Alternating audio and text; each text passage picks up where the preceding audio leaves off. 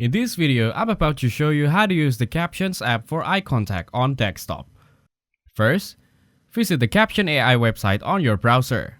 It offers additional AI-driven tools for video editing, including subtitles, noise removal, and translation. It translates your voice into 28 plus languages with synced lip movement to match. Now select the language to get started in the selected language. It offers a various plan, a Pro plan, a Max plan at 1200 credits per month, a Scale plan at 3600 per month, and the Enterprise to get in touch for custom pricing. Next, click Get Started button in the top right corner. You must log in into your account or sign up using a Google account.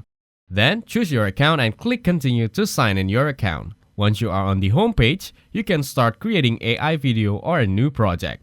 After that, upload the media from your device. Once uploaded, select the video and go to the effect on the left side.